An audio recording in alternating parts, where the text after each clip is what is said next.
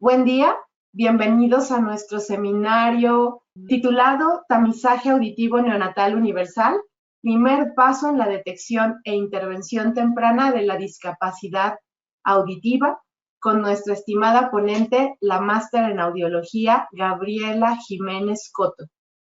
Mi nombre es Paola Doniz y les auxiliaré durante la sesión de hoy. Es un honor para mí presentar a Andrea Barrionuevo Zamorano, presidente de la Asociación de Padres y Amigos de Niños Hipoacúsicos, APAN, para que presente a la asociación y a nuestra ponente. Andrea, ahora tienes el control de la presentación. Muchas gracias, Paola. Muy buenas tardes a todos. Es un gusto y es un placer poder estar aquí presentes representando a la Asociación de Padres y Amigos de Niños Hipoacúsicos. Mi nombre es Andrea Barrionuevo Zamorano, soy presidente de la asociación y en este panel me encuentro también con Gabriela Alessandri, coordinador de la asociación. Sean todos ustedes bienvenidos al seminario de tamizaje auditivo neonatal universal, ya que este es el primer paso para la detección e intervención temprana de la discapacidad auditiva, temática que, como es de suponer, es del mayor interés y prioridad de nuestra asociación. ¿Quiénes somos? Nosotros somos la Asociación de Padres y Amigos de Niños Hipoacúsicos, APAN Bolivia. Somos una organización sin fines de lucro que está dedicada a la atención de niñas, niños con discapacidad auditiva, particularmente con hipoacusia. Nuestra institución ya supera los 13 años de trabajo permanente, tiempo en el que se ha logrado congregar y unir a todos aquellos padres, madres, familiares, amigos de niñas y niños con hipoacusia, muy independientemente del grado de pérdida auditiva que tengan, sea este leve, moderado, severo. Sobre todo si la hipoacusia es visible, como la microtia, que puede ser de grado 1, de grado 2, grado 3, grado 4, hipoacusia sindrómica o la no evidente, de la cual tenemos el gusto de que la doctora Gabriela Jiménez nos va a hablar. ¿Cuál es nuestra misión? Nuestra misión es contribuir al desarrollo de las familias más inclusivas en base a los valores institucionales, con programas de orientación para padres en desarrollo integral de niñas, niños, adolescentes con hipoacusia, incidiendo ante las autoridades y orientando a la sociedad sobre esta temática. Nuestra misión en sí se traduce en una serie de objetivos que se van concentrando en nuestro trabajo a lo largo de los 13 años. Nuestras actividades, tales como la realización de talleres informativos de concientización sobre hipoacusia, los hacemos a nivel nacional y departamental, ya que van desde la prevención, la inclusión social, llegando incluso a la accesibilidad de herramientas digitales. Todos estos eventos van dirigidos a padres, familias extensas, familias, maestros, médicos u otros profesionales vinculados al área. Parte de nuestro trabajo también de igual manera es a través de la difusión del concepto de hipoacusia. Lo hacemos a nivel nacional y departamental, aprovechando toda cobertura posible de medios televisivos, radiales, escritos, como también diversas redes sociales, con el fin de dar a conocer y sensibilizar en cuanto a esta problemática que nos afecta a todos. Nuestro mayor trabajo es hacer incidencias políticas públicas. Es preciso destacar que APAN, en cuanto a las gestiones realizadas en políticas públicas, ha tenido logros muy importantes, de los cuales sentimos el orgullo de reflejar el proyecto de ley que se ha modificado a nivel departamental en la ciudad de Cochabamba, gracias a la Asamblea Legislativa Departamental del Gobierno Autónomo, a sedes Cochabamba y a la Gobernación y Alcaldía Municipal. APAN cuenta con logros que también han sido posibles a través de trabajos de redes u otros más objetivos estratégicos, ya que somos fundadores de la red Todos Unidos por la Inclusión, que agrupa a más de 20 instituciones vinculadas a nivel nacional. También formamos campañas nacionales, departamentales por el derecho a la educación. Es nuestro trabajo como institución sumar las fuerzas con todas las personas e instituciones vinculadas a la discapacidad auditiva infantil, para que entre nosotros logremos una mejor calidad de vida para nuestros niños, niñas, adolescentes, por lo que ponemos a disposición y a todos ustedes el conocimiento y la experiencia alcanzados en nuestros largos 13 años. La detección temprana para nosotros es el objetivo al que queremos llegar. El tamizaje auditivo neonatal es la base más importante para la asociación, y por experiencia y como madre doy fe de que si en algún momento al nacimiento de mi hijo hubieran detectado que él, aparte de tener microtia, también tenía hipoacusia, hubiera tomado otras medidas y el desarrollo de mi hijo hubiera sido mucho mejor. De antemano agradecerle a la doctora Jiménez por la oportunidad que nos brinda al compartir su conocimiento y experiencia sobre el tamizaje auditivo neonatal. Bueno, para todos, este es un lema que tenemos de la doctora. Y si me permiten, por favor, presentarla y hablar un poco de ella. La doctora Gabriela Jiménez Coto, quien es acreedora del Bachillerato en Audiología de la Universidad Santa Paula, graduada con honores. Máster en Audiología en la Universidad de Santa Paula, también graduada con honores el año 2012. La doctora ofrece servicios de atención de audiología integral, evaluación, habilitación y rehabilitación del paciente hipoacúsico, orientación y control del mismo. Cuenta con experiencia en adaptación protésica en pacientes desde recién nacidos hasta adultos mayores. Es capacitadora a nivel nacional e internacional en temas como electrofisiología auditiva, tamizaje auditivo neonatal, audiometrías pediátricas, prótesis auditivas y en la formación y composición de equipos de trabajo altamente efectivos. Gracias, doctora, por estar con nosotros. Les cedo la palabra. Hola, muchísimas gracias. Gracias, Andrea. Gracias, Gabriel, y todas las personas que conforman a PAN por la invitación de poder compartir un ratito de esta tarde con ustedes. Sé que tenemos un público bastante diverso entre profesionales de salud y también padres de familia, que son quienes experimentan en sus hogares día con día la realidad de tener algún niño o algún pariente con pérdida auditiva. Y pues la idea de esta tarde, como les decía ahora Paola en la explicación, es que compartamos un tema tan importante como es el tamizaje auditivo neonatal universal y entendamos sobre todo que este es el primer paso para la detección e intervención temprana de la discapacidad auditiva.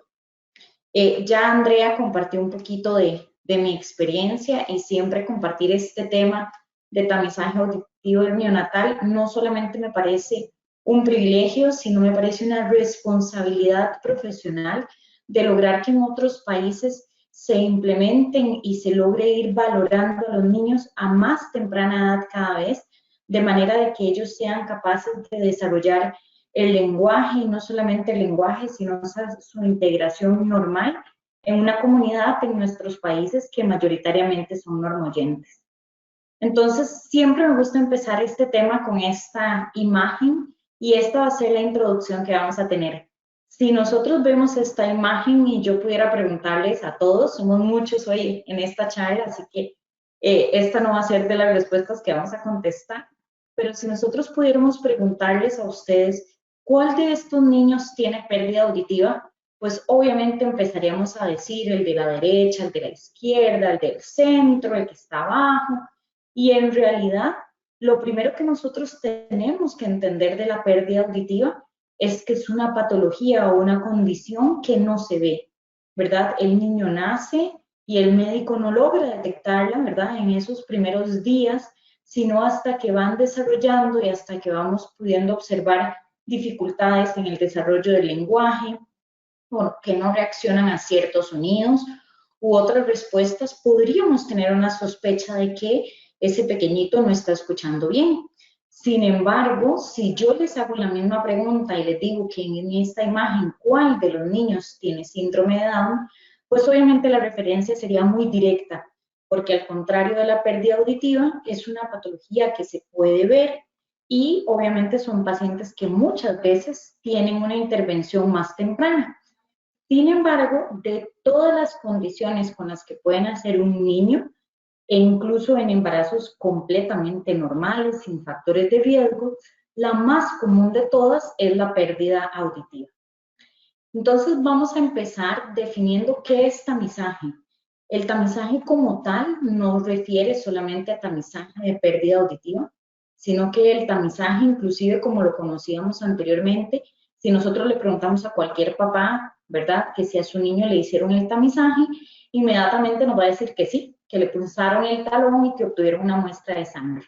Sin embargo, este concepto es más global y la Organización Mundial de la Salud lo define como el uso de una prueba sencilla que se puede aplicar en una población saludable para identificar a aquellos individuos que tienen alguna patología, pero que no presentan síntomas. El 90% de los niños que tienen pérdida auditiva no tiene síntomas y por eso es que nunca es culpa del padre de familia una detección cuando el niño tiene 1 año o 2 años, porque en realidad yo siempre se lo digo a los papás de los pequeñitos, es imposible que ustedes se dieran cuenta antes de tiempo o en los primeros meses de edad que efectivamente su hijo tiene una pérdida de audición.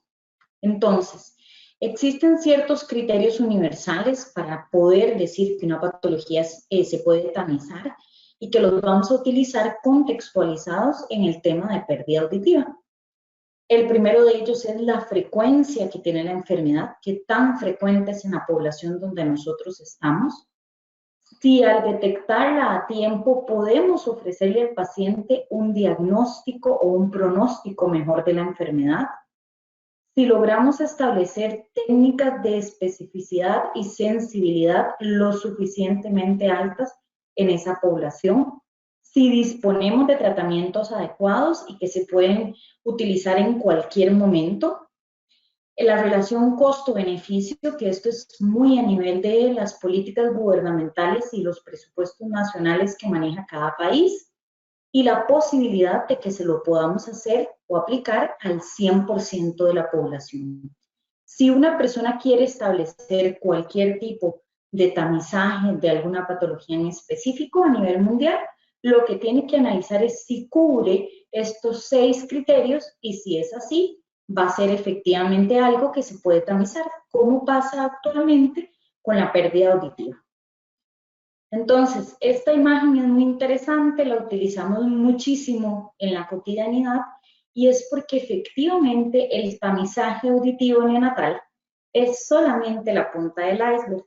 Cuando nosotros detectamos a un niño que tiene pérdida auditiva, si bien es cierto, estamos haciendo una intervención o una detección a tiempo de su condición, viene un proceso que es a veces más grande que esa punta del iceberg, que es el proceso de evaluación, diagnóstico e intervención temprana de la pérdida auditiva.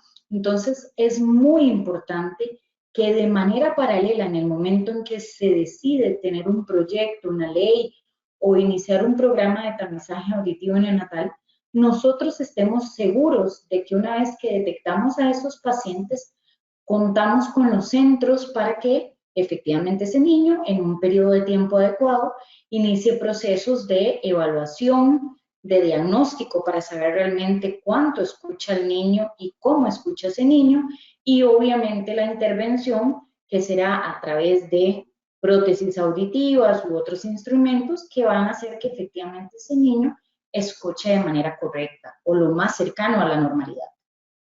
Entonces aquí tenemos la primera pregunta. Paola, no sé si me ayudas. Claro. Van a ver en su pantalla que aparece una pregunta con opción múltiple que les voy a leer. Usted es, y por favor elijan una opción, profesional de la salud, ya sea médico, enfermera, audiólogo, etc. Funcionario gubernamental, es miembro de una organización no gubernamental o ONG, es familiar de alguna persona con hipoacusia o es usted una persona viviendo con hipoacusia. El 75% son médicos, enfermeras o audiólogos. El 8% funcionarios gubernamentales, 8% también miembros de alguna organización no gubernamental y 8% también familiares de una persona con hipoacusia. Perfecto, muchas gracias, Paola. Esta era una pregunta súper importante porque en realidad es valiosísimo para mí saber pues qué público tenemos aquí y saber, digamos, un poquito el nivel de la información que vamos a compartir. Ok, entonces vamos a ir analizando cada uno de estos criterios, como les decía, estos criterios universales relacionados, ¿verdad?, con el tamizaje auditivo neonatal y la aplicación del NEM. Lo primero que mencionábamos anteriormente y que vamos a analizar es la frecuencia de la enfermedad. A nivel mundial se habla de que 1 a 3 en cada 1000 nacimientos podrían tener pérdida auditiva en ambos oídos con un grado casi siempre severo a profundo. Este es uno de los objetivos más grandes de los programas de tamizaje, detectar justamente a esta población que tiene una pérdida que sabemos que va a impedir el desarrollo normal del lenguaje. Pero también de 1 en 5 en cada 1000 pueden tener pérdidas unilaterales, que son las más complicadas de detectar de manera temprana. Cuando a nosotros se nos escapa del programa de tamizaje un niño con una pérdida unilateral, es posible que vamos a estar detectando cuando el niño tenga dentro de 10 y 12 años y empiece a ser consciente de que no escucha bien de un oído. ¿Por qué hasta esa edad? Porque el desarrollo del lenguaje va a ser completamente normal. Sin embargo, sus habilidades de procesamiento auditivo central sí se podrían ver afectadas. Por ejemplo, saber de dónde viene el sonido, poder localizarlo de manera adecuada o comprender bien en ambientes ruidosos. Entonces, cuando nosotros hacemos una detección temprana, aún en pérdidas unilaterales, y las tratamos a tiempo, podríamos evitar que el paciente presente algún trastorno a nivel central en el procesamiento de la señal auditiva. El último informe mundial de la salud, en su resumen ejecutivo, nos hablaba de que estamos detectando o se está presentando o tenemos casi 430 millones de personas en todo el mundo que requieren servicios de rehabilitación para su pérdida auditiva y sabemos que hay una proyección hacia el 2050 donde estas cifras van a aumentar de manera importante. Entonces no es solamente un problema que atañe a una comunidad o un departamento en específico, sino que es un problema global. Si nosotros nos vamos a las Américas, que es la región de nosotros, ¿verdad? Vamos a ver que actualmente hay cerca de 217 millones de personas con pérdida auditiva y que justamente para el 2050 se proyectan cerca de 322 millones de personas. Es una incidencia altísima, sobre todo cuando también podemos ver que casi el 80% de estas personas viven en países de ingresos bajos y medianos y por ende la mayoría no va a tener acceso a la intervención a tiempo. Y esto es importantísimo cuando estamos hablando de población pediátrica y tenemos que tenerlo presente. Cuando nosotros vemos este otro gráfico que les estamos presentando hoy, lo que nosotros queremos volver a llamar la atención de ustedes es cuán frecuente es la pérdida auditiva en la población. Si nosotros nos vamos a 10, 15 años antes, pues todos los niños tienen un tamizaje de talón. Tienen un tamizaje de talón con el fin de detectar de manera temprana alteraciones como por ejemplo hipotiroidismo o hemoglobinopatías o cosas por el estilo. Pero vean que porcentualmente estas patologías que tenemos años de estar tamizando no responden o corresponden solamente al 30% aproximadamente de la mayoría o proporcionalmente a la cantidad de pacientes que podrían estar presentando pérdida auditiva. Entonces, la pregunta es, ¿por qué si la condición mayoritaria con la que puede nacer un niño es la pérdida de audición, validamos muchísimo el tamizaje de talón y no así el tamizaje auditivo? Esta es una deuda pendiente en la mayoría de nuestros países y en la que tenemos que trabajar fuertemente. Vamos con otra pregunta aquí. ¿Cuáles son los profesionales que deben formar parte del tamizaje auditivo neonatal? Y en este caso, pueden elegir una o más opciones de las que aquí se muestran, que son el personal de enfermería, los pediatras, los obstetras, el otorrinolaringólogo o los fonoaudiólogos. La mayoría de las personas, el 81%, piensa que son los fonoaudiólogos, el 72% pediatras, 55% otorrinolaringólogos, 51% el personal de enfermería y el 19% los obstetras. Excelente. Muchísimas gracias a todos por contestar la pregunta. En realidad, ¿verdad? Para que nosotros podamos establecer un programa de tamizaje fuerte, robusto y donde efectivamente podamos hacer que cada vez lleguen a más niños en nuestra población, necesitamos la participación de todos. Nosotros hemos tenido la experiencia de que tenemos departamentos, nosotros llamamos provincias acá en Costa Rica, donde no tenemos audiólogos, y efectivamente el tamizaje, que es una prueba donde solo vamos a obtener 2 resultados, pasa o refiere, puede perfectamente realizarla con entrenamiento adecuado un profesional en enfermería, un profesional en pediatría, un médico otorrinolaringólogo. Entonces es muy importante que todos los profesionales en salud sintamos nuestro compromiso y seamos parte de estos programas.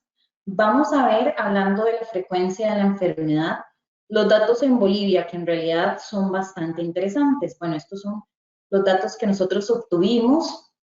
Ustedes tienen aproximadamente una población de 11,5 millones de habitantes, donde vemos que la mayoría son hombres, con un 51%, y hay un 49% de mujeres.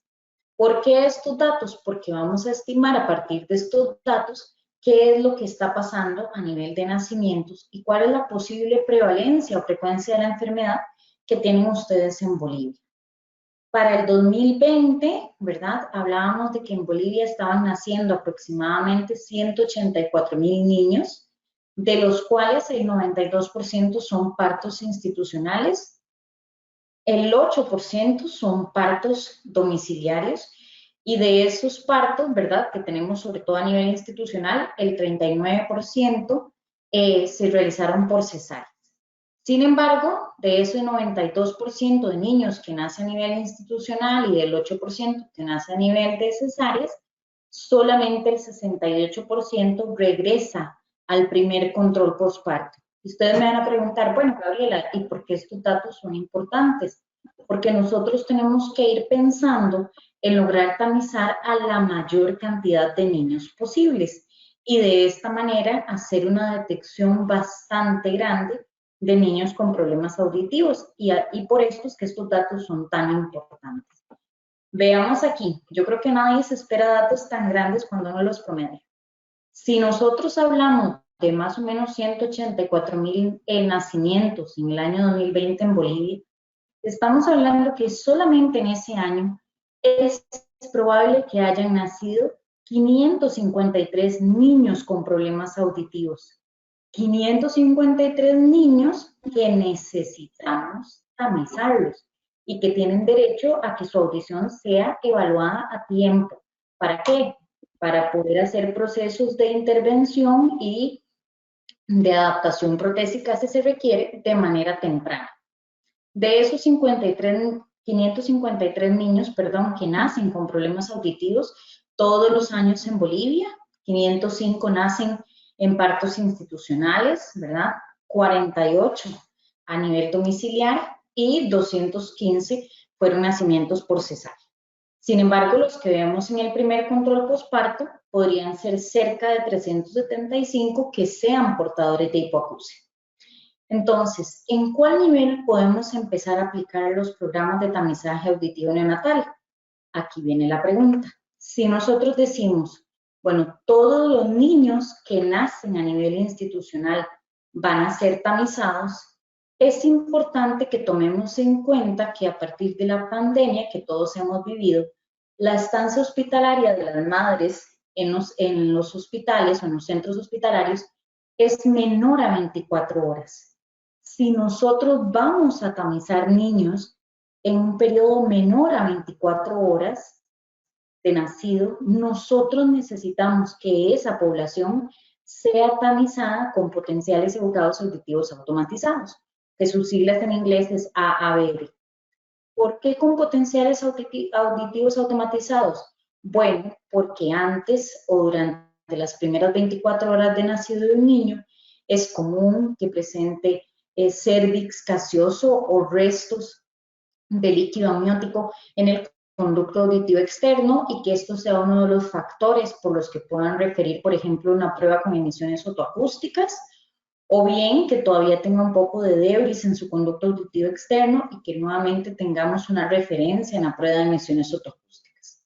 Entonces, a nivel protocolario, si yo voy a evaluar a un niño antes o durante sus primeras 24 horas de nacimiento, debo de realizar potenciales evocados auditivos automatizados. Si lo planteo de otra manera, bueno, ¿qué tal entonces si los evaluamos en el primer control posparto? Aquí viene una pregunta importante.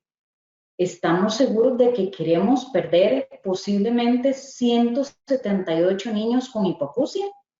Yo pensaría que la mayoría decimos que no, ¿verdad? Que yo no quiero que ningún niño que tenga hipoacusia escape de estos programas. Entonces estamos como tratando de poner las cosas en una balanza y hablando con los compañeros en Bolivia de la ONG que nos dieron tanta información, pensamos y tuvimos una idea.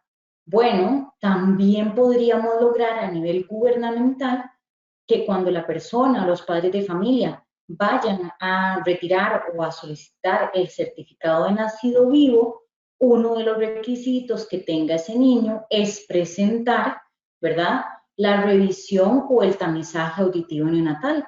Y esto ayudaría a reducir significativamente la cantidad de niños que no podamos tamizar. Estas son solamente ideas de tratar de que al final del año nosotros podamos acercarnos a haber tamizado y haber detectado a tiempo esos 553 niños que probablemente nacieron en el 2020 con pérdida auditiva en Bolivia. Si lo vemos por departamentos, esta es la estadística que tendríamos en Santa Cruz, ¿verdad? Más o menos 156 niños nacieron con pérdida auditiva en el 2020 solo en Santa Cruz, de los cuales 153 fueron partos institucionales. Aquí tenemos la ventaja de que muchos son institucionales, entonces sí se podría pensar en tamizar en los centros de nacimiento y buscar la manera de que los 3 niños que podrían haber nacido con pérdida auditiva a nivel domiciliar sean evaluados. Tenemos 81 de estos niños que nació por cesárea y de igual manera tenemos una pérdida en el primer control posparto aproximadamente de 50 chicos, pero como aquí tenemos un nivel muy alto de partos institucionalizados, es una opción importante pensar en que ahí podríamos realizar el tamizaje auditivo neonatal. Que nuevamente recuerdo, si de igual manera la estancia hospitalaria de la madre es menor a 24 horas, debería de ser con potenciales evocados auditivos automatizados. En La Paz, que obviamente es una de las ciudades más grandes, estaríamos hablando también de 132 niños que nacieron con hipoacusia para el año 2020, ¿verdad? 114 en partos institucionales, 18 en partos domiciliares, 39 fueron por cesárea y solamente 88 regresan al primer control posparto. Y en Cochabamba, que es otro de los departamentos de ustedes que son bastante grandes, hablamos de que nacieron con 107 niños con pérdida auditiva en el año 2020, 96 nacieron a nivel institucional, 11 a nivel domiciliar 41 fueron por cesáreas y el primer control posparto regresaron aproximadamente 81 niños con pérdida auditiva, donde para el pediatra o el médico que realiza este primer control posparto le es imposible a simple vista detectar que ese niño tiene hipoacusia y debería ya en su primer control posparto o realizarse en ese momento el tamizaje o llegar ya con una prueba de tamizaje realizada. También Bolivia tiene una situación que yo creo que para todos es bastante común y es de conocimiento, que es el porcentaje tan alto que tienen de prevalencia de microteatresia. A nivel mundial, ¿verdad? La microteatresia es la malformación congénita más común, pero a nivel mundial hablamos de 1 a 2 por cada 10.000 nacimientos. Sin embargo, en Bolivia y Ecuador, que son los países a nivel mundial donde esa prevalencia es porcentualmente mucho mayor, se habla de que 1 a 2 por cada 1.000 nacimientos. Eso quiere decir aún más la importancia de que nosotros tengamos programas de detección temprana de la hipoacusia, que tengamos programas de tamizaje, porque estos pequeñitos que nacen con microteatresia, de igual manera, si nosotros tenemos potenciales automatizados, podríamos evaluarlos y conocer el grado de pérdida auditiva que está causando esta alteración. Entonces, es importante recordar que la microteatresia, como lo decía ahora Andrea, no solamente se vale decir que el niño tiene microteatresia cuando tenemos un grado 4, que es evidente, sino de que desde el momento en que nosotros observamos, como en este ejemplo, algunas apéndices preauriculares, debemos de evaluar la audición de ese niño, porque normalmente si existe una condición externa, podría haber una alteración o una malformación también a nivel de oído medio que obviamente compromete la capacidad auditiva del niño. Entonces vean cómo efectivamente es una enfermedad frecuente y que nosotros tenemos que tratar de intervenir de manera temprana. Esos 550 niños que vemos ahora que nacieron en el 2020 con problemas auditivos ya deberían a esta altura tener un diagnóstico audiológico y estar iniciando o haber iniciado ya su proceso de rehabilitación auditiva. ¿Tenemos en estos pacientes un mejor pronóstico de la enfermedad? Claro que sí. ¿Cuáles son los dos grandes objetivos de tamizar niños o de evaluar su capacidad auditiva? Primero, maximizar todas las competencias lingüísticas y el desarrollo del habla en niños que tienen pérdida auditiva severa o profunda, que posiblemente son los que más requieren de procesos de rehabilitación auditiva. Pero también detectar a todos los niños portadores de alguna deficiencia auditiva, sin importar el grado de la misma.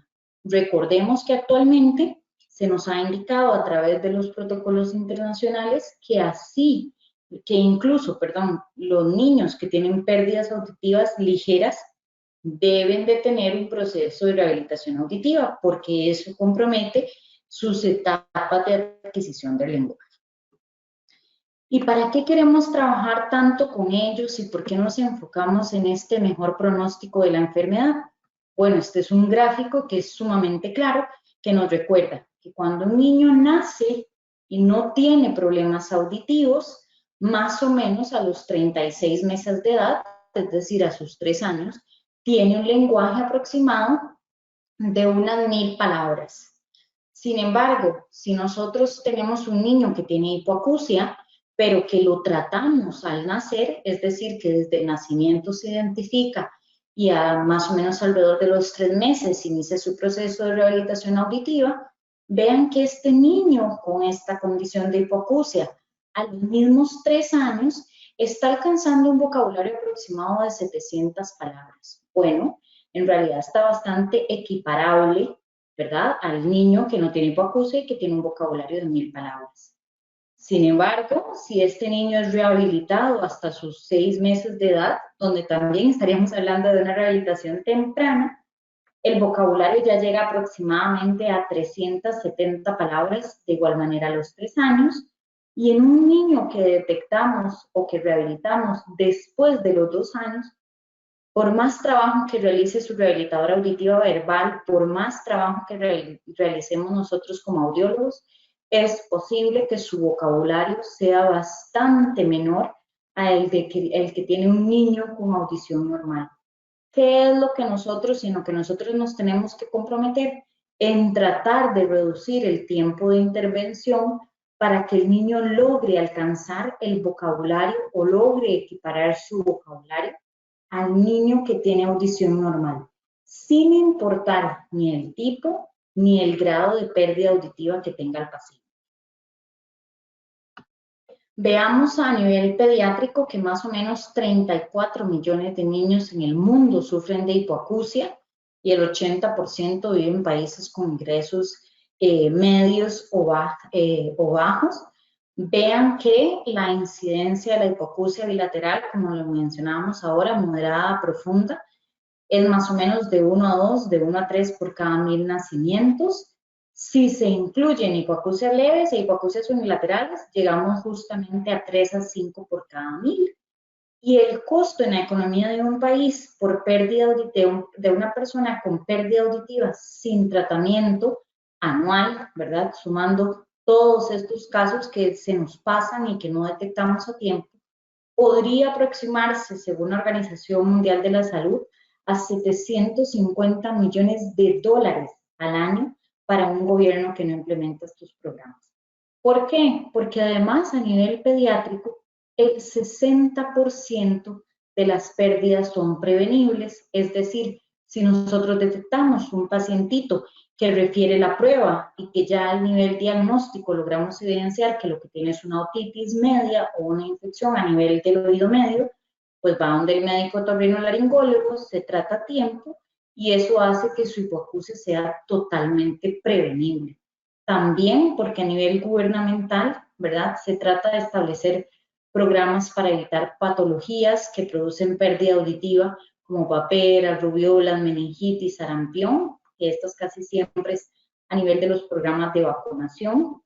Y también tenemos que tratar o tener conciencia de que hay otras condiciones a nivel del embarazo que también se podrían controlar para que no se conviertan en factores de riesgo que producen hipoacusia. Sin embargo, a pesar de que gobiernos a nivel mundial y en países desarrollados tienen programas muy efectivos que tratan de maximizar o de esforzarse por evitar cualquier factor de riesgo que pueda alterar la audición de un niño, hay un 40% de niños que nacen con pérdida auditiva y que no tenemos la manera de prevenirlos. Ese 40% también nos va a tocar intervenirlo de manera temprana. Por eso es que más o menos desde los años 2000, ¿verdad? Porque los programas de tamizaje ya tienen un ratito de estar vigentes en muchos países, se han hecho esfuerzos por cada vez lograr tamizar más niños a nivel mundial. Entonces, este es un dato a nivel de Estados Unidos, donde en el año 2000, se tamizaban cerca de 855 niños al nacer, y para el año 2018 ya las cifras a 6.400 niños aproximadamente. Entonces, el esfuerzo inicial es importantísimo porque tenemos que arrancar, pero les aseguro que esto va a ser una cadena que nos va a ir permitiendo detectar año con año a más niños con hipoacusia y tener mayor alcance en nuestros programas. El tercer criterio son las técnicas de sensibilidad y especificidad. Recordemos que la sensibilidad es la precisión en la detección de pacientes con trastornos auditivos. Eso quiere decir que yo quiero o aspiro a que el programa que yo establezca de tamizaje auditivo neonatal haga, ¿verdad? O tenga parámetros tan buenos donde quienes refieran a prueba efectivamente sean niños que posiblemente tienen un trastorno auditivo o tienen hipoacusia. Pero a la vez yo quiero que mi programa sea tan específico de que todos los niños normoyentes pasen la prueba. Estos porcentajes de sensibilidad y especificidad que siempre esperamos que sean los más altos es algo que vamos a ir logrando con el tiempo, pero que nos marca qué tan efectivo están siendo nuestros programas. Y a la vez, cuando tenemos técnicas de sensibilidad y especificidad porcentualmente altas, vamos a reducir dos cosas que es importantísimo. La tasa de falsos negativos, es decir, el porcentaje de personas o niños con problemas auditivos que se clasifican como normoyentes, que la queremos evitar a toda costa, pero también el porcentaje de niños con audición normal que sean identificados como hipoacúsicos. Estos parámetros, tanto la sensibilidad como la especificidad, con el tiempo es los que nos llevan a validar el programa de tamizaje auditivo neonatal que estamos realizando en nuestro centro. Debemos justamente, hablando de tasas de sensibilidad y especificidad, valorar entonces la tecnología que vamos a utilizar para tamizar. Como ustedes saben, a nivel mundial, cuando hablamos de tamizaje, hablamos solamente de dos pruebas: emisiones otoacústicas, pueden ser transientes o producto de distorsión, y potenciales evocados auditivos automatizados. Cuando nosotros queremos hablar de audiometría, cuando queremos hablar de impedanciometría, ya estamos brincando la etapa del diagnóstico, donde es una etapa que normalmente debería de realizar un profesional en audiología. Sin embargo, a nivel de tamizaje, solamente vamos a hablar de dos técnicas, que hablamos de ellas porque su resultado se expresa con criterios de pasa, es decir, todo está bien, o refiere. ¿Por qué no usamos el término falla? Porque ningún niño falla la prueba. La prueba lo que hace es referir o indicar que ese pacientito necesita más pruebas audiológicas para conocer su diagnóstico. Cuando hablamos de potenciales evocados auditivos, vean que tiene una sensibilidad entre el 97 y el 100%, es decir, es muy sensible en detectar cualquier alteración mínima en el sistema auditivo de los niños hasta el tallo cerebral, y una especificidad del 86 al 96%. Es decir, los niños que pasan una prueba de tamizaje auditivo automatizado, tenemos una gran probabilidad de que sean normoyentes y que tengamos que valorar su audición posiblemente cuando lleguen aproximadamente a los 3 años. Algunas veces, se ha hablado muchísimo de que cuando hacemos tamizaje con potenciales es más caro que hacer emisiones otoacústicas, efectivamente por los consumibles que necesitamos para realizarlo. Sin embargo, en los estudios se ha logrado ver que al ser una prueba más sensible y más específica, donde posiblemente se deba realizar una única vez, los costos en términos de servicio hospitalario del profesional que realiza la prueba, sobre todo además de la ansiedad de los padres de familia y demás, se logran equiparar con una realización de emisiones otoacústicas. Cuando nosotros hablamos de emisiones otoacústicas, tampoco está mal. La mayoría de programas de tamizaje las utilizamos o se utilizan, pero tenemos que considerar ciertos factores. Vean que la sensibilidad es un poquito más baja, siempre y cuando se realicen después de las 24 horas de nacido, porque si no, si las realizamos durante estas primeras 24 horas, ese porcentaje de sensibilidad se va a reducir aún más, y tiene una sensibilidad del 85%. Es decir, un niño que me pase emisiones otoacústicas y que tenga factores de riesgo, yo debería de poner todas mis banderitas rojas, porque también podría ser un niño que presente una alteración a nivel retrococlear, es decir, una alteración a nivel del nervio auditivo, a nivel central, que no podemos detectar. Curiosamente, una patología que es relativamente común, pero a la vez nueva, que es el trastorno del espectro de neuropatía auditiva, el niño pasa las emisiones otoacústicas y refiere los potenciales.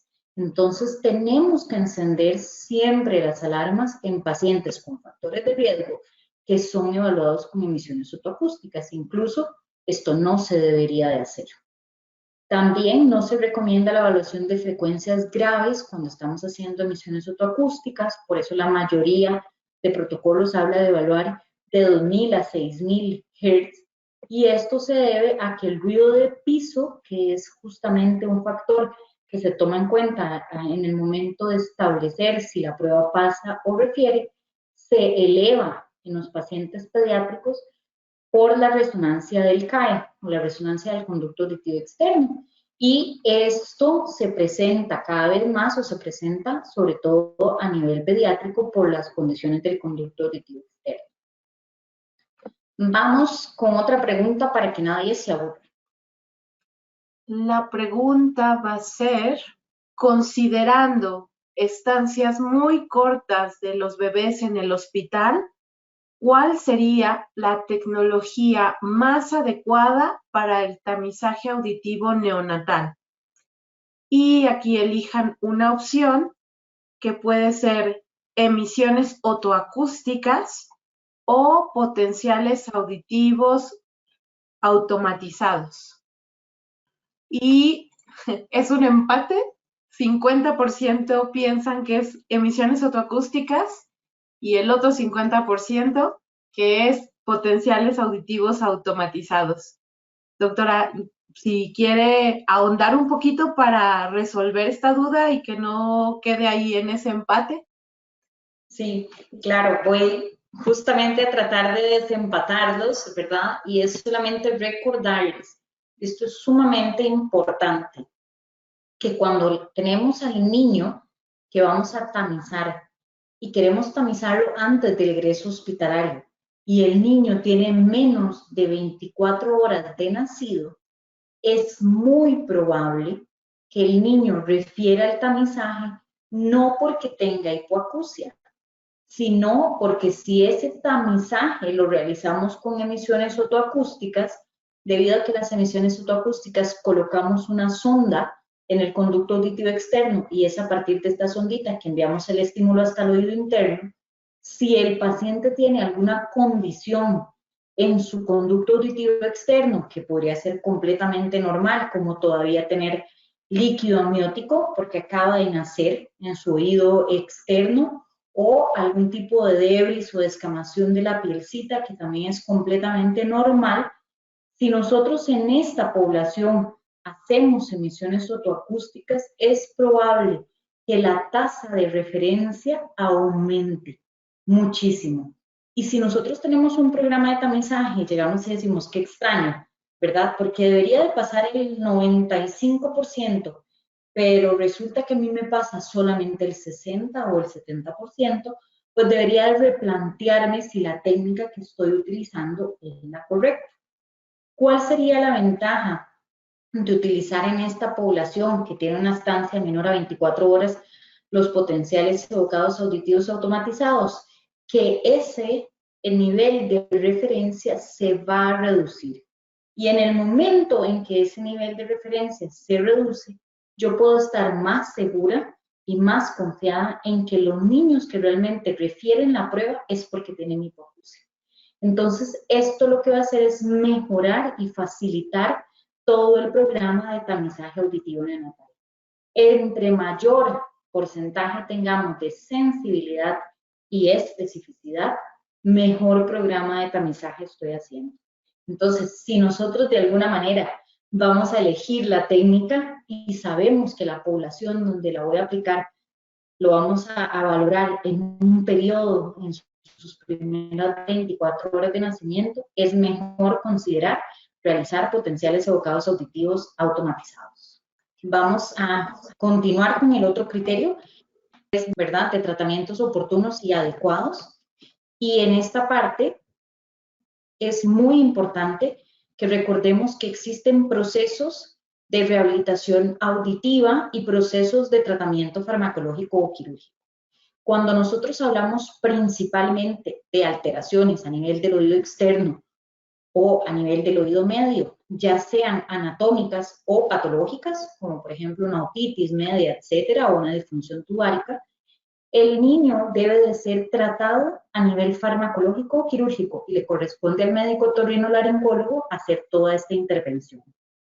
Cuando nosotros hablamos principalmente de alteraciones a nivel del oído interno, del nervio auditivo inclusive, o bien de patologías a nivel del oído externo medio que no tienen tratamiento farmacológico o quirúrgico, que no podemos utilizarlos por ser casos específicos, vamos a hablar de procesos de rehabilitación auditiva ya sea a través de audífonos, a través de sistemas osteointegrados o de vibradores óseos, o bien en la edad que corresponda a través de implantes cocleares. ¿Qué es importante? Que son tratamientos que se disponen en la mayoría de nuestros países y que pueden utilizarse casi que desde el día 1, a excepción del implante coclear, que sí requerimos, obviamente, que el niño tenga aproximadamente 1 año por el nivel de osificación a nivel de la mastoides. Pero en cualquier otro, nosotros podemos iniciar el proceso de habilitación o rehabilitación auditiva en el momento en que hacemos la detección de la hipoacusia.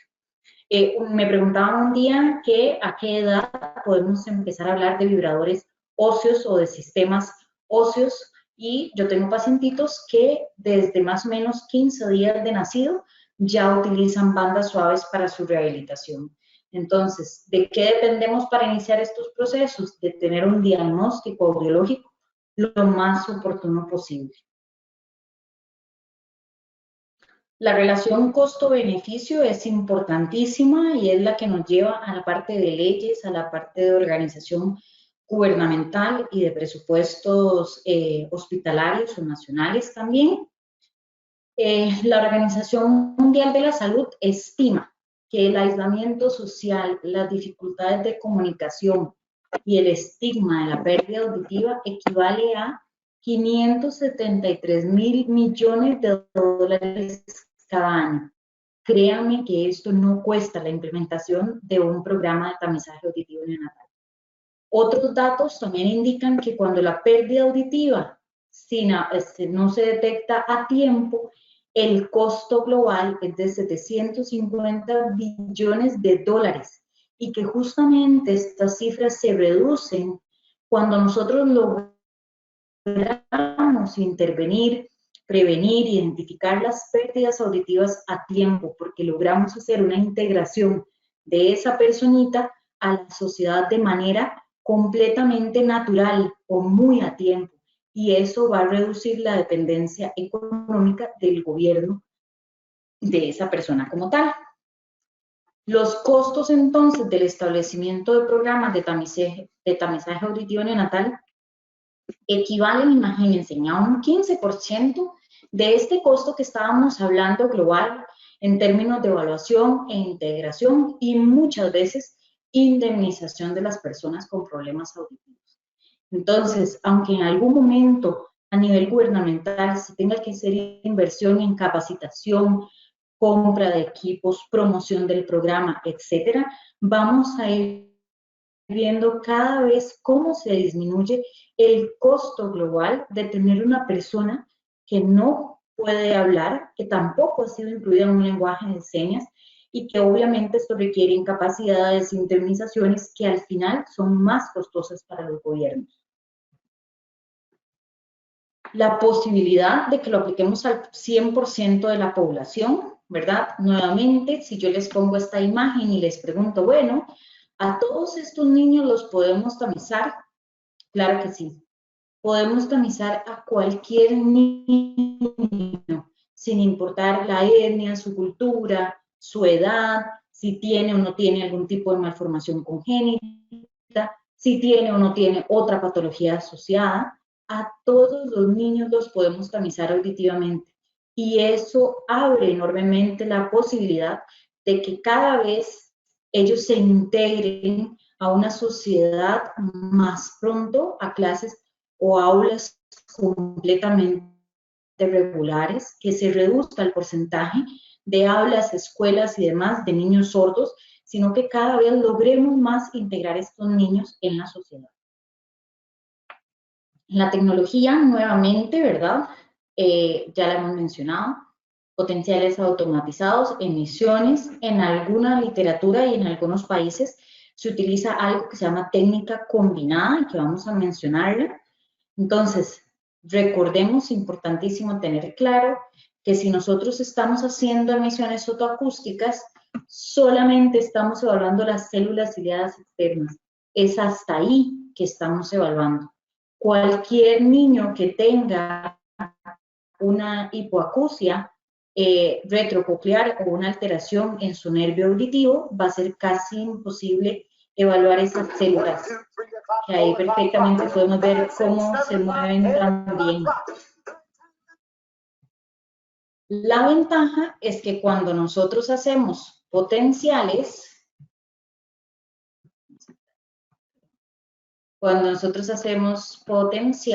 la gran ventaja que tenemos es que efectivamente en ese pacientito yo estoy evaluando su vía auditiva y esto lo que me permite es tener más información de cómo el sistema o cómo la audición está llegando al cerebro, porque al final hay un principio máximo. Nosotros queremos hacer toda esta implementación para que el estímulo auditivo llegue hasta el cerebro del niño, para que en su cerebro, en su corteza auditiva, se empiecen a dar procesos que lleven al niño a entender lo que escuchamos, a desarrollar el lenguaje, a seleccionar el habla, por ejemplo, en ambientes ruidosos, etc.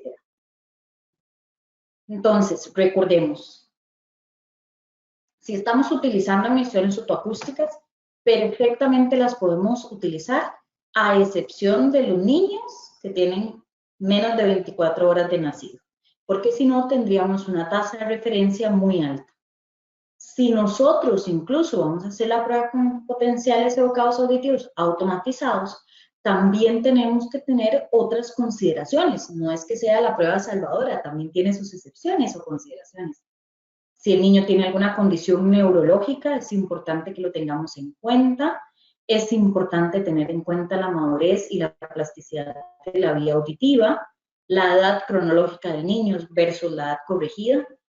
Recordar que es la prueba que tenemos que aplicar sí o sí en los niños que tuvieron estancias en unidades de cuidados intensivos.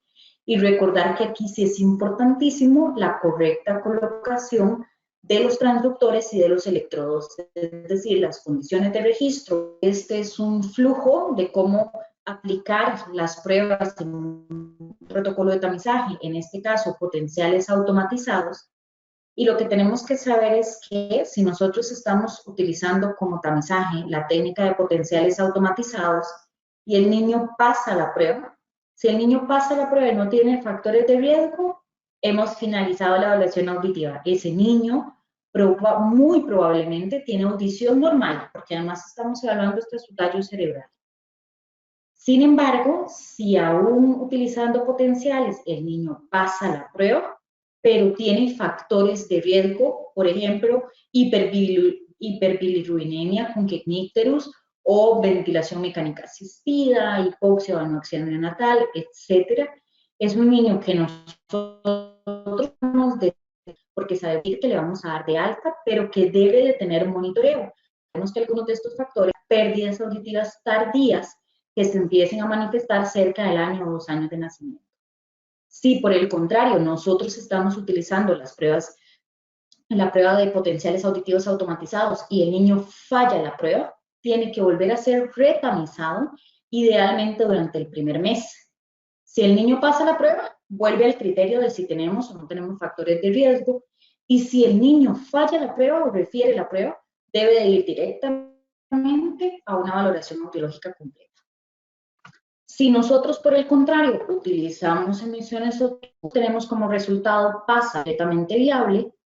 Si nosotros y el niño no tiene factores de riesgo, podemos realizar la evaluación. Sin embargo, es importantísimo indicarle al padre de familia que nosotros sabemos que su audición periférica o su sistema auditivo periférico está funcionando bien, ¿verdad? Desconocemos un poquito de la transmisión de ese sonido al cerebro. Y es importante hacer la indicación a los papás para que ellos presten después atención en las conductas auditivas del niño. Si el niño pasa pero tiene factores de riesgo, debemos de estarlo monitoreando e incluso aquí se recomienda que el monitoreo sea cada 3 meses. Si por el contrario el paciente refiere la prueba, va a tener que ir a un retamizaje con emisiones otoacústicas.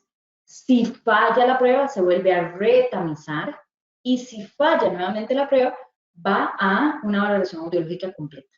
Aquí es donde el proceso, cuando utilizamos emisiones, pues puede requerir un poquito más de tiempo de parte del personal de salud. Como les mencionaba, algunos países utilizan técnicas combinadas. Lo que hay que tener clarísimo es que la técnica combinada no es que hoy utilizo emisiones y en un mes le hago potenciales automatizados. No es así. La técnica combinada es que yo llego y hago un tamiz con emisiones auditivas y si el niño refiere la prueba, inmediatamente, es decir, en ese momento, debo de hacerle una prueba con potenciales evocados auditivos automatizados. Entonces yo pensaría que en algunos centros hospitalarios pues es más costoso tener ambas tecnologías.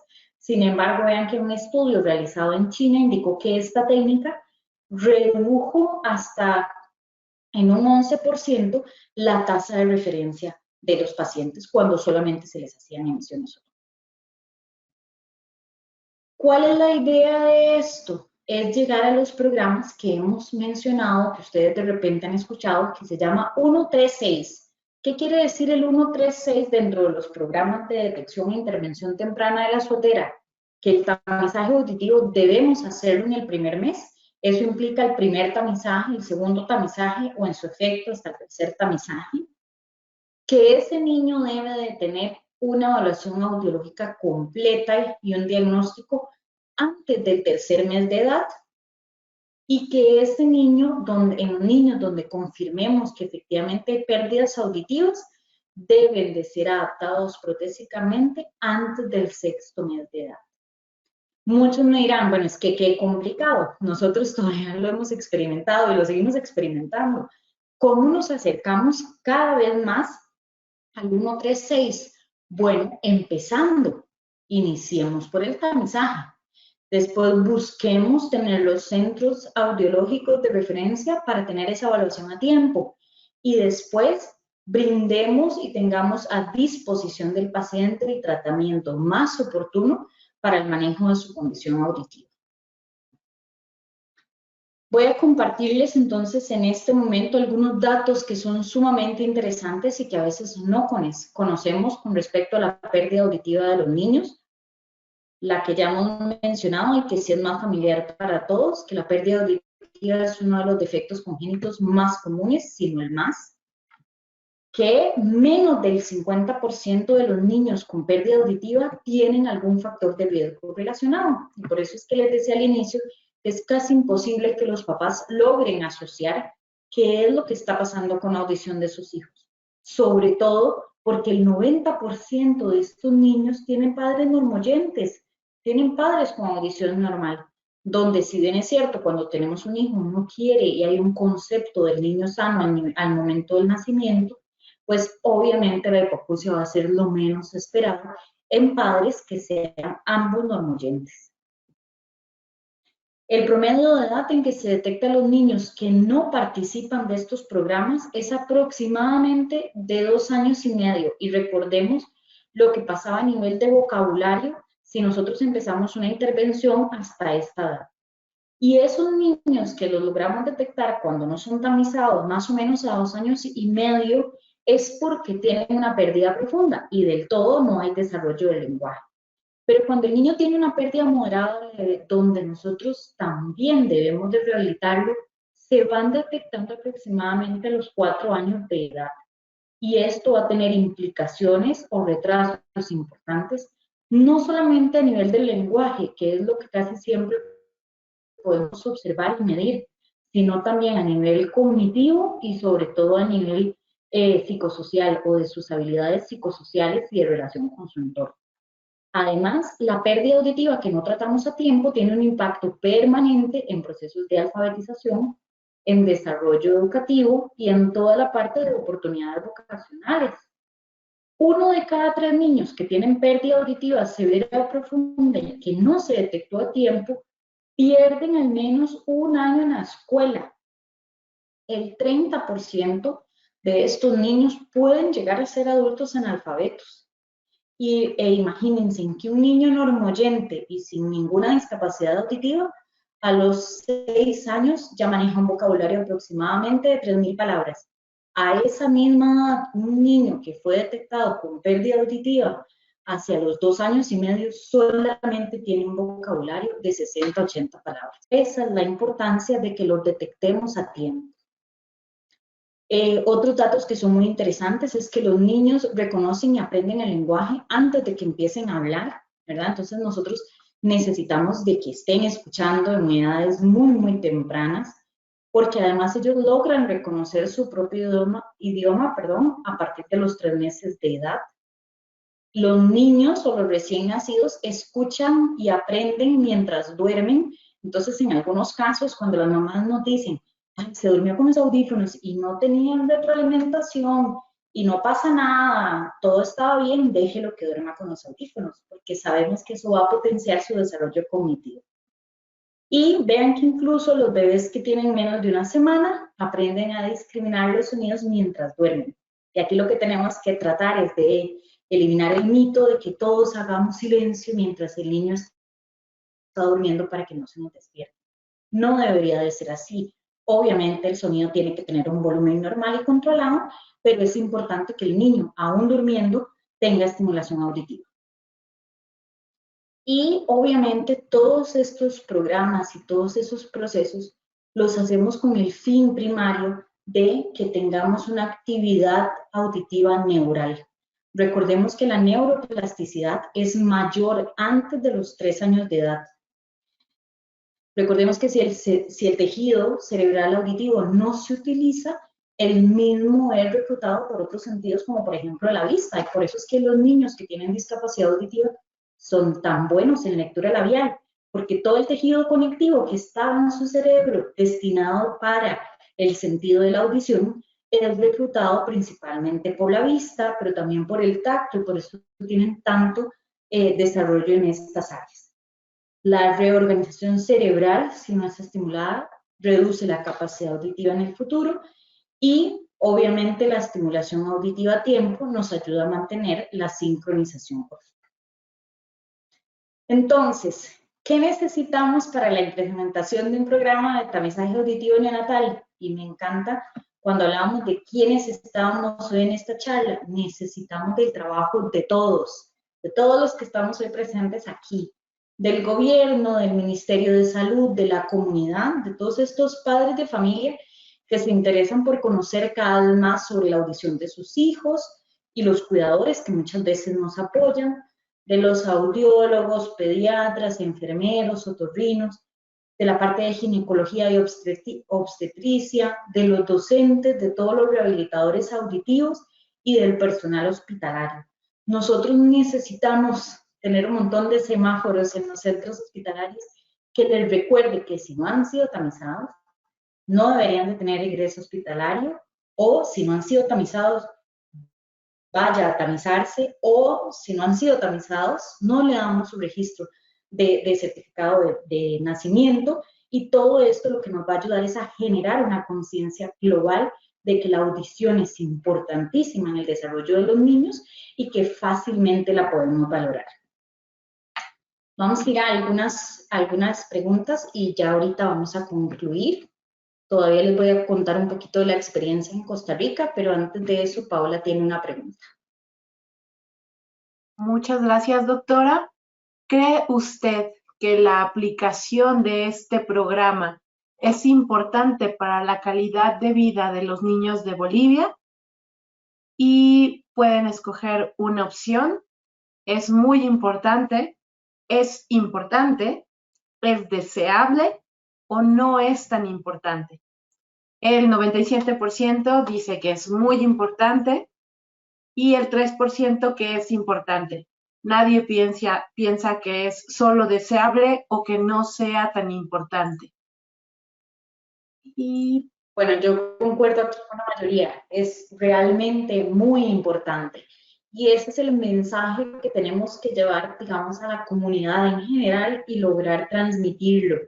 No es fácil, no es de la noche a la mañana. Quiero compartirles en estas últimas diapositivas un poquito de la experiencia que hemos tenido en Costa Rica, pero quiero decirles que lo más importante es empezar. Ese es el primer paso siempre en todo, y les voy a compartir entonces estas últimas diapositivas. Vamos a ver. ve con la...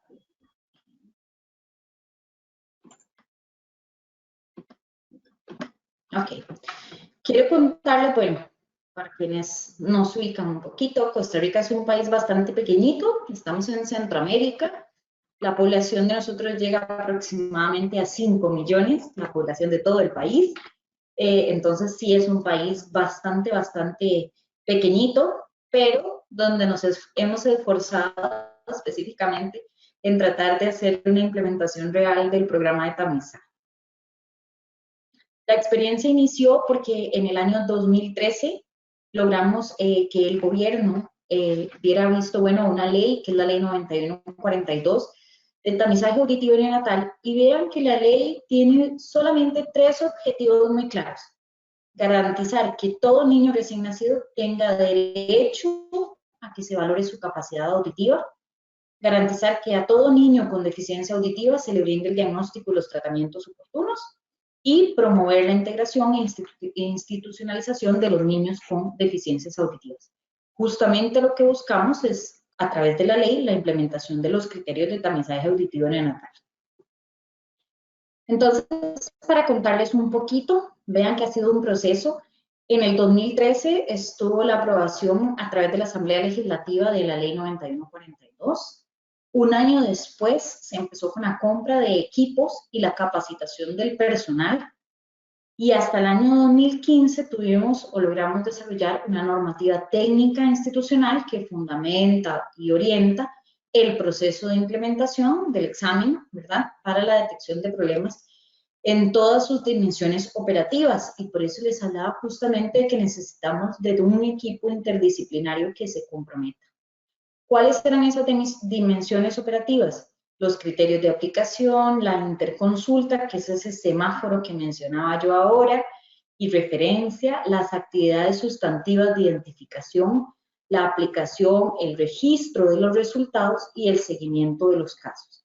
Las estadísticas son importantísimas porque es la única herramienta que tenemos para decirle al gobierno o para decirle incluso a nuestros mismos pacientes que efectivamente estamos logrando tamizar a la mayor cantidad de pacientes posibles.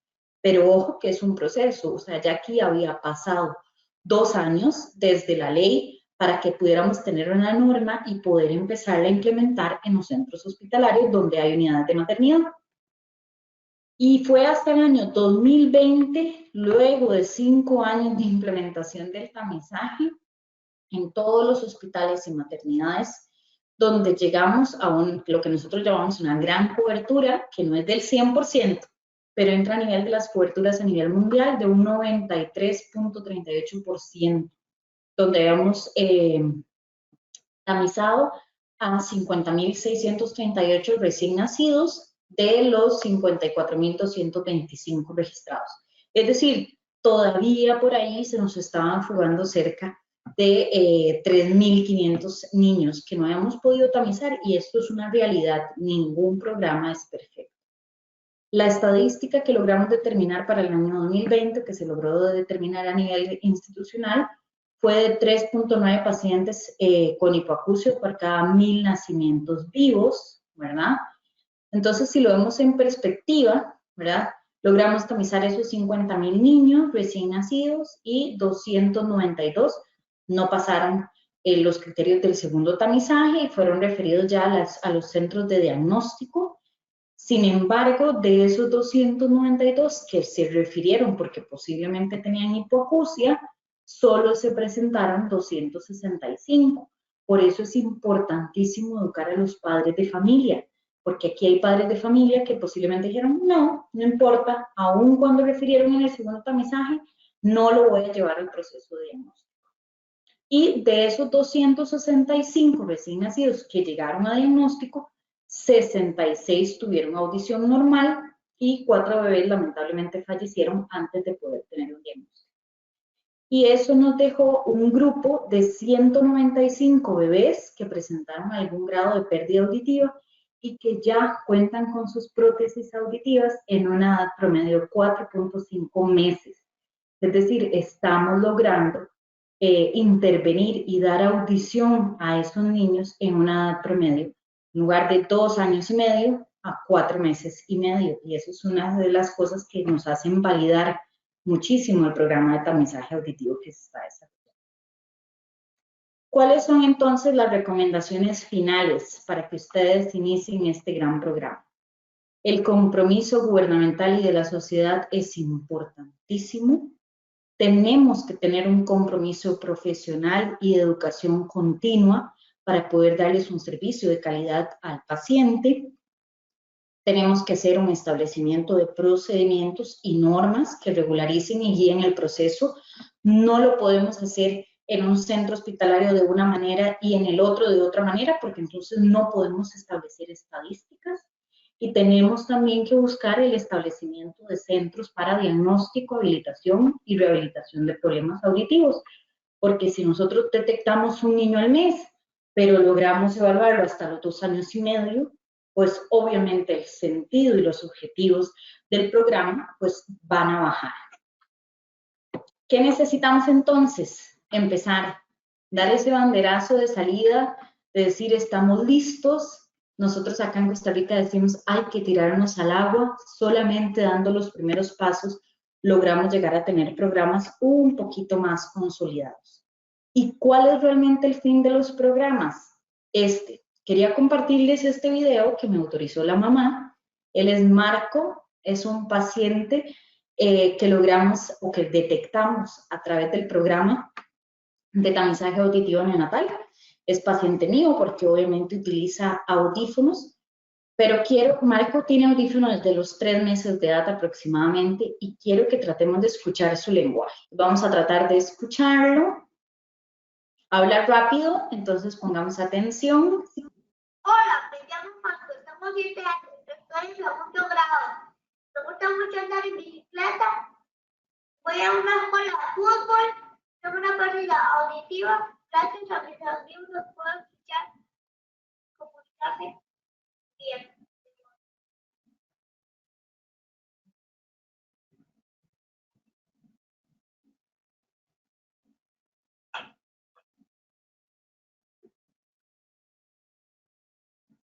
Entonces, o sea, si ustedes escuchan a Marco, se dan cuenta de que efectivamente si nosotros tenemos programas, si hacemos detecciones oportunas y a tiempo, logramos que si ustedes se topan a Marco en la calle y conversan con él, de repente no noten que es un niño que tiene pérdida auditiva. Entonces, no sé, Pau, si nos queda una última pregunta o si ya vamos con las preguntas de la audiencia. Tenemos la última encuesta que voy a lanzar ahora y dice, después de escuchar todos estos datos, ¿qué tan pronto cree que se puede comenzar con un programa piloto de tamizaje auditivo? Elijan una opción.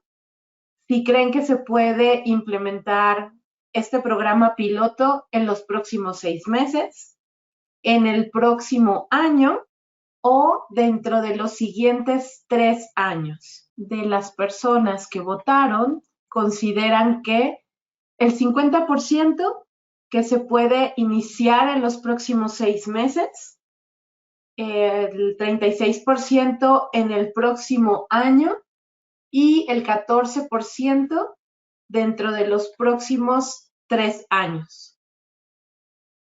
Bueno, muchísimas gracias. Yo esperaría y confío en que el 50% tenga la razón, ¿verdad? Y que empecemos. No va a ser un proceso sencillo, pero es altamente gratificante.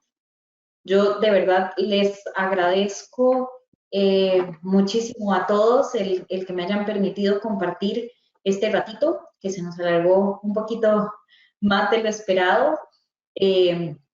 Con todos ustedes y quiero saber si tienen alguna pregunta específica. Muchas gracias, doctora Gabriela. Muchas gracias por compartir toda su experiencia. Si hay preguntas de los asistentes, le pido a Andrea que abra su cámara y micrófono en caso de que haya alguna pregunta dirigida a APAN. Hay agradecimientos por la excelente ponencia. Ha sido todo muy claro y excelente. Y esta es alguna de las preguntas. Gaby, ¿podrías por favor compartir la ley que se presentó en Costa Rica? Aquí no sé si se refieran a compartir el documento o solo el número de la ley. Yo les puedo compartir las dos cosas, porque además está en internet, es público, es la ley 9142, pero con mucho gusto se la puedo llegar a hacer a Andrea y que desde la ONG ella pueda compartirla con las personas o los entes que tengan interés. Es una ley muy corta, muy específica, tratamos incluso efectivamente que fuera muy fácil de entender para todos, pero con gusto yo se las puedo compartir sin problemas. Muchas gracias, Gaby. Otra pregunta. ¿Cuál es el nivel de incidencia de la pérdida auditiva sobre el desarrollo motor en los niños pequeños? Vamos a ver algunas pérdidas auditivas, sobre todo a nivel del oído interno, perdón. Nosotros tenemos muy cerquita lo que es la cóclea, que es el órgano de la audición, y la parte vestibular, que es la que nos ayuda a mantener el equilibrio y demás. Entonces, algunas veces y en algunas patologías específicas hay incidencia no solamente de problemas auditivos, sino también de algunas alteraciones vestibulares. Entonces, en el momento de hacer el diagnóstico audiológico es importante preguntarle al padre de familia, porque si hay alguna referencia de un trastorno motor, este niño debería también tener pruebas vestibulares, que incluso en algunos países ya se incluyen dentro de los programas de diagnóstico audiológico, cuando incluso se está tomando en cuenta pacientes para implante coclear. Es importante también saber cómo está la función vestibular de ese niño. Pero es un proceso. Tenemos que empezar por diagnóstico audiológico para pasar a un poquito de diagnóstico vestibular en niños, que es un poquito más complejo. Muchas gracias. Hay varias preguntas con respecto a que en los hospitales cuentan con el equipo de emisiones otoacústicas. Si puedes abundar un poco en cómo hacer el protocolo en niños sanos y enfermos, cómo sería el protocolo que ustedes manejan cuando las estancias son cortas, pero este es el tipo de equipo con el que se cuenta en el hospital. Ok, vamos a ver. Si es el único equipo con el que contamos en el centro hospitalario, el niño debe ser transado. Idealmente en estos casos que sean con emisiones producto de distorsión. Si nosotros tenemos la posibilidad de elegir la técnica. Porque este tipo de emisión nos ayuda a reducir la cantidad de referidos en la prueba como tal. Hay un poquito más de referencia cuando utilizamos emisiones transientes o necesitamos un poco mejor de condiciones mejores al momento de utilizar emisiones transientes. Sin embargo, si nosotros tenemos niños a nivel protocolario que tienen factores de riesgo, aun cuando pasen la prueba con emisiones de tamizaje, deben de ser retamizados a los 3 meses, dependiendo del tipo de factor de riesgo que tengamos. Si estamos sospechando de que puede haber una hipoacusia de aparición tardía, deben de ser evaluados a los 6 meses, al año y a los 2 años. En los niños en que están en instancias como UCIs o unidades de cuidados intensivos, de igual manera hay que hacerle las emisiones otoacústicas al momento del egreso, ¿verdad? Esto es importante porque dentro de la unidad como tal podría ser que existan algunos otros factores que hagan que el niño adquiera una hipoacusia, como la aplicación de algunos medicamentos, principalmente antibióticos. Entonces, el tamizaje se hace al egreso. Siempre hay que tratar de que sea el egreso hospitalario. No es lo más adecuado o tendríamos que encender todas las alarmas cuando hagamos emisiones en pacientes que hayan estado en UCI, porque tiene una alta prevalencia los problemas o trastornos a nivel retrococlear. Por eso es que se recomiendan potenciales auditivos automatizados. Pero si yo lo que tengo son emisiones, tengo que usarlas. Siempre va a ser muchísimo mejor lograr evaluar al paciente con la herramienta que yo tengo. Lo único que tengo que establecer en los que tienen factores de riesgo es el monitoreo audiológico y el compromiso de los padres de familia para que se lleve a cabo justamente ese monitoreo. Muchas gracias. ¿Qué pasa en los pacientes que tuvieron uso de antibiótico u otro factor de riesgo como prematurez? ¿Cuál sería el tamiz indicado? Okay. En estos pacientes se recomienda muchísimo evaluar al niño con potenciales evocados auditivos automatizados. Hay dos cosas importantes. Si nosotros tuvimos prematuridad, es importante lograr establecer si fue extrema o no para tomar en cuenta la edad cronológica y la edad corrigida del niño. Y en los casos de los antibióticos, es importantísimo no solamente evaluar al niño de igual manera con potenciales automatizados, sino aplicar los protocolos de monitoreo audiológico. Recordemos que casi siempre la aplicación de medicamentos antibióticos producen pérdidas auditivas en frecuencias muy agudas al inicio. Entonces es posible que ellos pasen un primer tamizaje, pero que después puedan referir los tamizajes cuando lleguemos al monitoreo, dependiendo de si ya terminó la aplicación del medicamento, qué medicamento se aplicó, cuál fue la vía de administración y demás. Pero en ambos casos lo recomendable es que sea con potenciales automatizados porque tenemos factores importantes de por medio.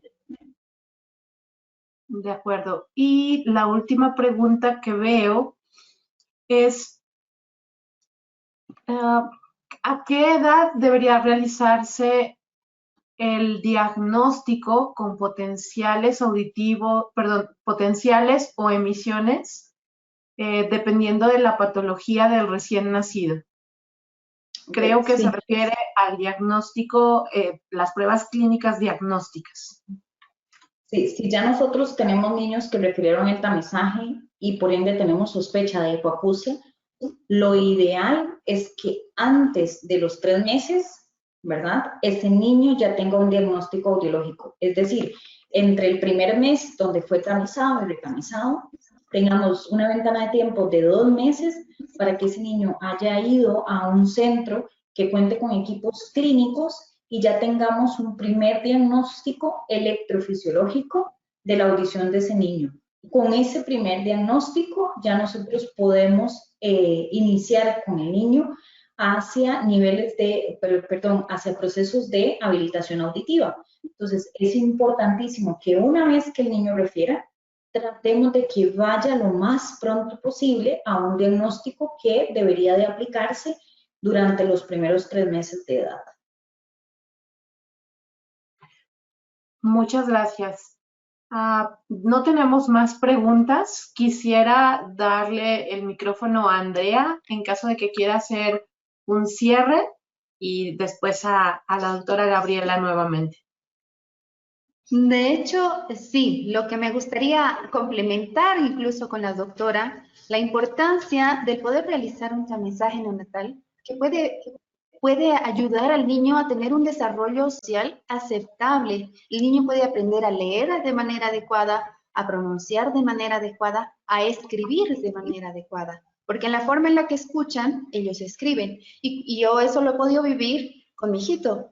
Entonces, el hecho de poder tener un diagnóstico cuando él era pequeño, podía yo haberme dado cuenta, no solamente por la microptia, sino por el hecho de la hipoacusia, y poder haber salvado esa parte de su audición, porque si no me equivoco, doctora, tal vez usted me pueda sacar de dudas, de 0 a 5 años es cuando uno puede proteger y poder salvar la audición, ¿verdad? De 0 a 5 años lo que uno puede hacer es potenciar todas las habilidades lingüísticas y el habla del niño, que son justamente, Andrea, las que se van a relacionar o las que van a reforzar después procesos de lectoescritura, como estabas mencionando. Entonces, aun cuando nosotros no tengamos, como en el caso de tu pequeñito, la forma de revertir, por decirlo de alguna manera, una microptia 13, lo que sí podemos hacer es potenciar a través de tratamientos o dispositivos adecuados sus habilidades lingüísticas para que su pérdida auditiva no tenga efecto en su desarrollo del lenguaje y logren desarrollar el lenguaje como veíamos con Marco, que es casi que normal. Exactamente, y como ya mencionaba, y eso es algo que recalcamos mucho en la asociación, el poder acceder a terapias, el poder acceder a políticas públicas que nos ayuden como seres humanos, porque estamos en nuestro derecho de poder cuidar y velar la salud de nuestros hijos desde el momento en el que nacen.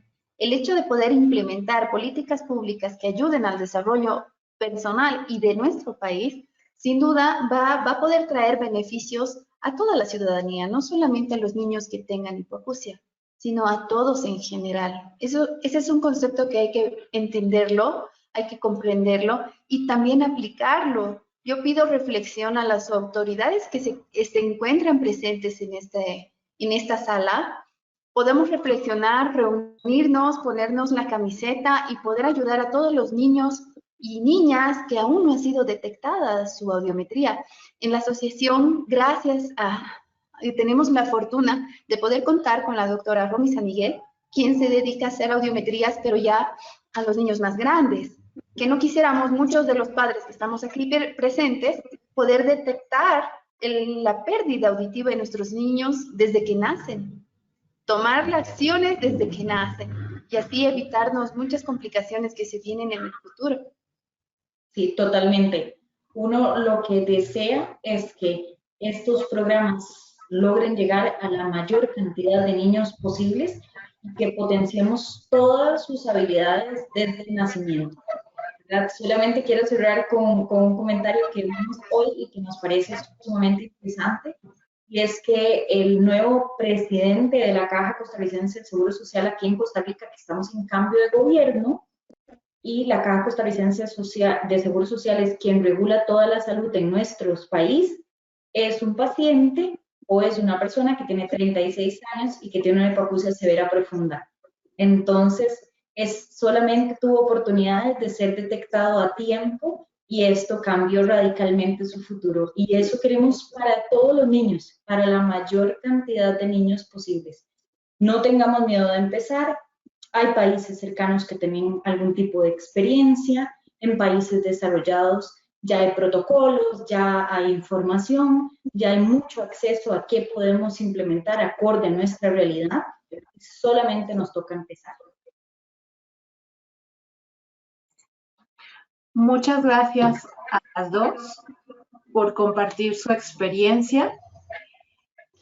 Quiero agradecer a la doctora Gabriela, a Apan, representado aquí por Andrea Barrionuevo y Gabriela Alessandri, que nos ayudó con los subtítulos, y a todo el equipo que ha estado detrás de cámara para la realización de este seminario. Les pido que por favor contesten la encuesta final que aparecerá en su pantalla en cuanto termine el seminario, para que sepamos su opinión y sus comentarios. Y sin más por el momento, terminamos este seminario. Muchas gracias a todos. Muchísimas gracias. Gracias a todos y que tengan buenas noches.